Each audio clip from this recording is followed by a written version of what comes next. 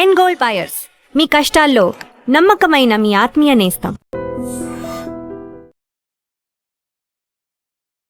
విజయనగరం జిల్లాలో బీసీ కాలనీలో అతి దారుణమైన సంఘటన వెలుగులోకి వచ్చింది.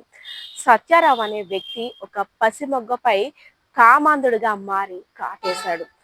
తన కామంతో కళ్ళు మూసుకుపోవడం వల్ల తను చేస్తున్న ఆ దుర్మార్గపు పని వల్ల రేపొద్దున్న బాలిక యొక్క భవిష్యత్ ఏమవుతుందో, బాలికకి ఎటువంటి అనారోగ్య సమస్యలు వస్తాయో, నా కామవాంఛ తీర్చుకోవడానికి ఇలాంటి పసిమొగ్గపై నేను ఇంత దారుణానికి పాల్పడుతున్నాను అంటూ కనీసం ఇంగిత జ్ఞానం కూడా లేకుండా అతి దారుణంగా ఒక చంటి బిడ్డని అతి పైశాచికంగా అత్యాచారం చేశాడు. సో పేరెంట్స్ పాపం పిల్లల్ని బయటికి పంపించాలంటేనే ఎంత భయపడిపోతున్నారు. అలాంటిది పిల్లల్ని ధైర్యం చేసి తమ పాల వ్యాపారానికి సంబంధించి అమ్మమ్మ ఇంటికి వచ్చినటువంటి ఆ బాలికని పాల వ్యాపారానికి సంబంధించిన డబ్బుల్ని తీసుకురామా, ఫలానా ఇంట్లో వాళ్ళు మనకి ఇంత డబ్బులు ఇవ్వాలని చెప్పింది. సో ఆ మనవరాలు ఎలా అయినా అమ్మమ్మ చెప్పిన టాస్క్ ని నేను పూర్తి చెయ్యాలి అనేసని చెంగున ఎగురుకుంటూ ఎవరు ఇంటి పేరైతే చెప్పిందో వాళ్ళ ఇంటికి వెళ్ళింది. పాపం పిల్ల వెళ్ళేసరికి నీకు చాక్లెట్లు కావాలా, బిస్కెట్లు కావాలంటూ ఆ సత్యారావు ఆశ చూపించి లోపలికి తీసుకెళ్లి అతి దారుణంగా అత్యాచారం చేశాడు. సో వెంటనే ఆ బాలిక ఒక అయోమయ పరిస్థితిలోకి, దిగ్భ్రాంతిలోకి వెళ్ళిపోయి అసలు ఏం జరిగిందో, తన వయసుకి ఆ దుర్మార్గుడు చేసిన చేష్టలకి ఎటువంటి సంబంధం లేదు, అసలు నాపై ఎందుకు ఆ అంకులు ఇలా చేశారు అంటూ ఏడ్చుకుంటూ ఇంటికి వెళ్ళి ఆ కుటుంబ సభ్యులందరికీ కూడా చెప్పింది. తమ బిడ్డను పట్టుకొని బోరున విలిపించారు. ఈ విషయం బయటికి పొక్కితే మా బిడ్డ భవిష్యత్తు ప్రశ్నార్థకంగా మారుతుంది, అలా అని ఊరుకుంటే మరొక పసిబిడ్డను కూడా ఇలానే చేస్తాడు ఆ కామాంధుడు. సో దీనిపై ఎలాంటి నిర్ణయం తీసుకోవాలని కుటుంబ సభ్యులు సందిగ్ధంలో పడిపోయారు. వెంటనే పోలీసులను ఆశ్రయించారు. జరిగిన సంఘటన తీరు అంతా కూడా చెప్పారు. బాలికపై ఉన్న ఒంటిపై ఉన్న గాయాలన్నీ కూడా చూపించారు. సో పోలీసులు అయితే మాత్రం పోక్సో చట్టం గురించి ఒక ధైర్యాన్ని కల్పించి నిందితుడికి ఎలాంటి కఠిన శిక్ష అమలు అయ్యే అవకాశం ఉందో అలాంటి చట్టాలన్నీ కూడా వారికి చెప్పి ఒక ధైర్యాన్ని నెలకొల్పారు. సో వెంటనే నిందితుడి మీద కేసు నమోదు చేశారు. సో ప్రభుత్వం అదేవిధంగా పోలీస్ అధికారులు పోక్సో చట్టం గురించి పసిమొగ్గలపై మీలాంటి వారు దాడి చేస్తే ఎలాంటి కఠినమైన శిక్షలు అమలవుతాయో, మీ జీవితం ఎలాంటి ఇబ్బందికర పరిస్థితుల్లో ఎదుర్కోవాల్సి వస్తుందో అని ఎన్ని అవగాహన కార్యక్రమాలు, అదేవిధంగా షార్ట్ ఫిలిమ్స్ అన్ని తీస్తున్నప్పుడు కూడా కళ్ళు మూసుకుపోయి చిన్న పిల్లల యొక్క జీవితాలతోటి చెలగటం ఆడటమే వీళ్ళకి ఒక రొటీన్ అయిపోయిందేమో. ఎందుకంటే అభం శుభం తెలియని పిల్లలైతే ఏమీ చెప్పుకోలేరు కదా ఏం జరిగిందో. వాళ్ళైతే ఏదో చిన్న పని చెప్పేసి భయపెట్టేసి భయభ్రాంతులకు గురి చేసి తమ కోరిక నెరవేర్చుకుంటే చాలు, మా కోరిక నెరవేరిపోతే చాలు, ఆ బిడ్డ జీవితం ఏమైపోయినా పర్వాలేదు అంటూ అతి దారుణంగా వ్యవహరిస్తున్నారు కొంతమంది కామాంధులు అనుకోవచ్చు. సో పాపం బిక్కు అనుకుంటున్న ఆ చిన్నారిని చూసిన తర్వాత పోలీసులు కూడా కళ్ళమ్మట నీళ్ళు వచ్చాయి. తనకి ఎలా అయినా న్యాయం చేయాలని నడుం బిగించారు.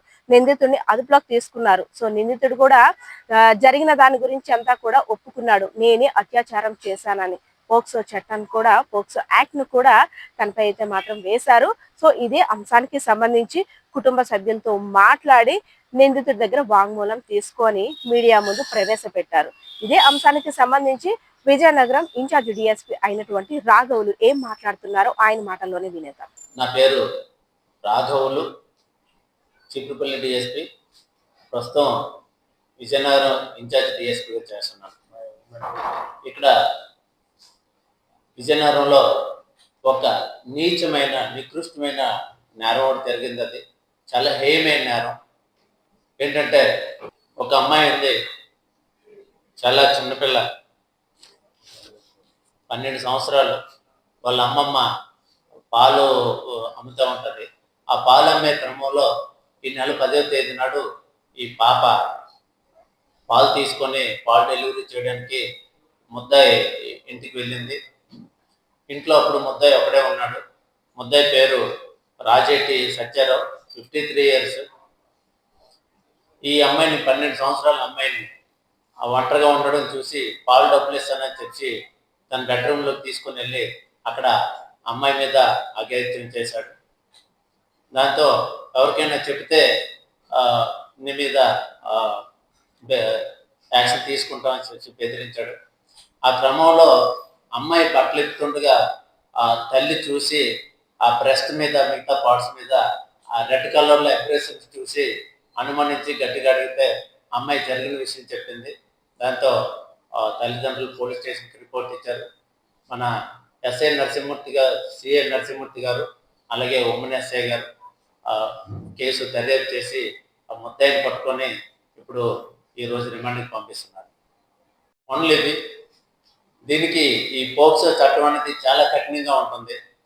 ఇందులో ఏంటంటే ఈవెన్ మరణ శిక్ష కూడా విధించదగ్గే శిక్షలు ఉన్నాయి ఇందులో.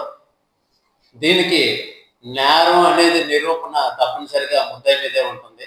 మామూలుగా మనం ఎవరైనా కేసు పెడితే ఎవరైతే కేసు పెట్టారో వాళ్ళే నిరూపించాలి ముద్దాయి నేరం చేశాడని. కానీ ఇందులో అలా కాదు. ఎవరి మీద అయితే నేరం మోపడుతుందో ఆ ముద్దాయి నిరూపించుకోవాలి, నేను ఈ నేరం చేయలేదు అని. నిరూపించుకోనంత కాలం ఆయనే నేరం చేసినట్లుగా ఆ కోర్టు భావిస్తుంది. కాబట్టి చాలా వరకు మన జిల్లాలో ఈ పోక్సో కేసుల్లో శిక్షలు పడ్డాయి.